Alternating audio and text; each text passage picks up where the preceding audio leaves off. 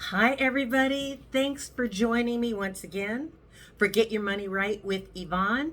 I'm Yvonne. How's it going? Listen, we start this each time by just asking you, how are you doing? How are you feeling? And how are things going?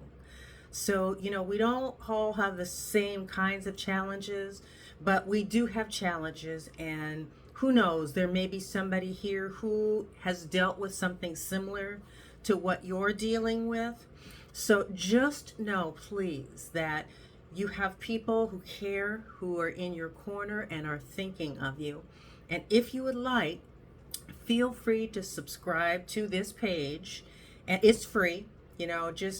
Just giving information out. So you have an opportunity, if you'd like to write in, ask a question, and just share a challenge or a concern, and maybe someone here can help. And if you know of anybody you think might be able to use this information, please, by all means, feel free to share. Because, like I've said previously, I wish that decades ago that I had somebody to share information, tell me things, just kind of give me a heads up. Because, like I said, graduate of the School of Hard Knocks. So I'm just sharing with you some things that I've dealt with. So that's what this show is all about. Okay? So, anything new with me? Not really. I mean, pretty much status quo, and anything either student loan repayments related or retirement related. I just try to read them and just try to know as much as I possibly can to help myself, and share with all of you what I've learned. So, one of the things that really concerned me was one of the articles I read, in that people are using their 401k accounts as a savings account. And what I mean by that, it's a savings account, sure, but it's for retirement. Okay, it's for decades down the road. That's the purpose of that account. And what we're finding is that people are putting money into it, but if they have an emergency, if they just, need, want, whatever, cash, it's for them the easiest way to get cash. And in an earlier episode, I told you, yeah, I had done that. I'm guilty of it. And it's not a savings account. Earlier I said, okay, so this is what I do. I lay things out. What's going to my 401k account? What is going into my savings account? How much cash would I like during the month? And what are my bills? So all of that is all outlined. So I know it ahead of time and I can plan for it. And one of our subscribers said something that kind of struck me. What she said was, we don't want to live within our means necessarily. We want to live below our means. And I like that because it forces you to look at what you're spending money on and kind of take it down a notch. Live below your means so that you have the opportunity to take care of all of the buckets that you need to fill during a month, but do so where you're not so stretched and stressed. That's the primary thing. You don't want to be stressed out about things. You want to live your life. We go around this, in a lifetime once, and we want to be happy. We want to be secure. We want to have enough money to take care of ourselves. So just keep in mind all these things you have to look at when you're laying out what your expenses are in a month, and plan accordingly. So when I read that, that's what people are doing, it just really scared me, because I told you about the time where the easiest way for me to get $40,000 was from my 401k account. But then, years later, I regret it because there were other ways to go about it. It's just I took the easy route, and I robbed myself of 20 years of compounding interest. That is huge. That is the main thing.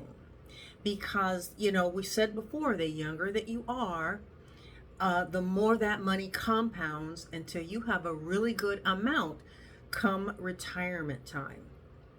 And the thing is, and one of the things that I've learned over the years, my husband and I were trying to figure out something, and again, the easiest way would have been to have taken it from my 401k. I'm saying, nope, done.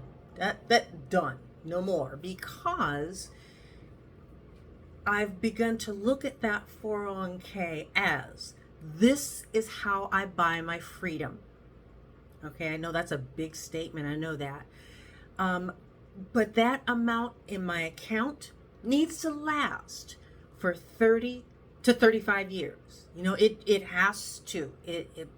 Because Social Security, we don't know. It's going to be there in some form, yes. But we can't depend on that. We never could depend on that because that Social Security was never really meant to take care of all of your needs in retirement.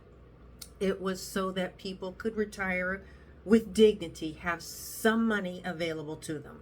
So between whatever we can expect from Social Security, what do we have saved? There are some of us with a pension. Okay, I have a very small pension. Okay, came along at the tail end of when pensions were available in the private sector. They may still have them in the public sector, I think. I'm not sure. But in any case, that three-legged stool, Social Security, a pension, some sort of a retirement account, whether it's, 403B, 401k, whatever it happens to be, that was the three-legged stool. That's been reduced a bit because most companies, the vast majority of them, no longer offer a pension. So that's not available to most of us. So, you start as soon as you can, saving as much as you can.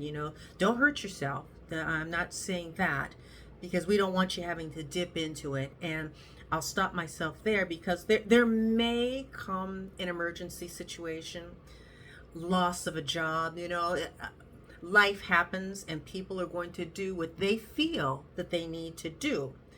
But just be very, very, very careful about that because I lost 20 years worth of compounding. That $50,000 I had to take, I only needed 40, but because I was under 59 and a half, there was a penalty plus the taxes. So I had to take out 50,000 to get the 40. And had I left that $50,000 alone, that money would have been worth about $174,000 today. So that's what we mean. Just whatever you do, try to steer clear of that. Take care of yourself because that money's got to last.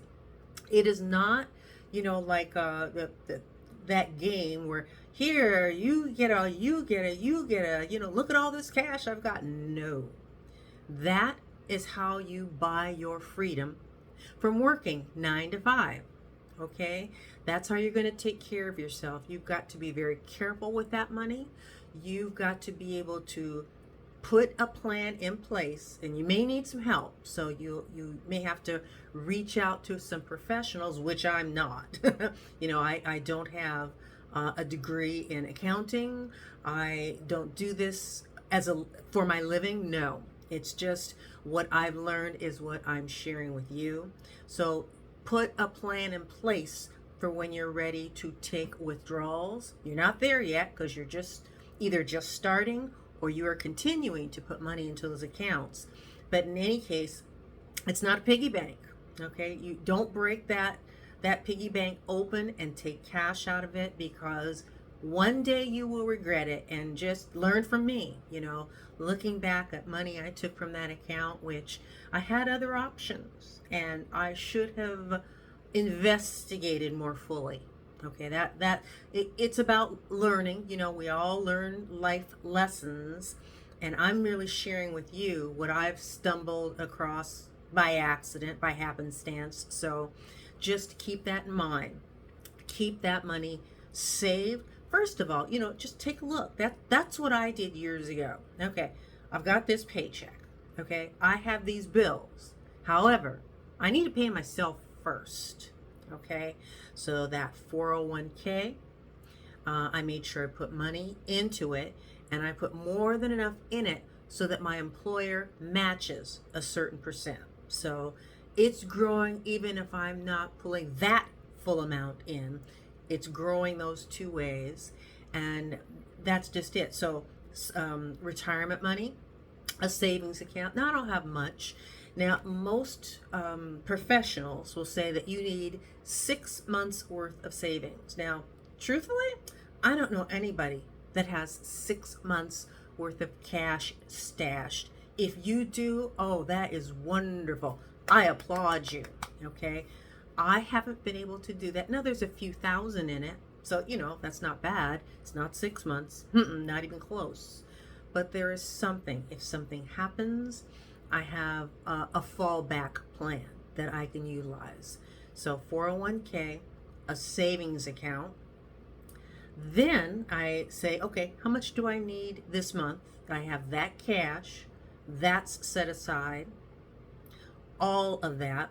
And then how much do I owe for my bills? And so once all of that is figured out, I have cash for all of that.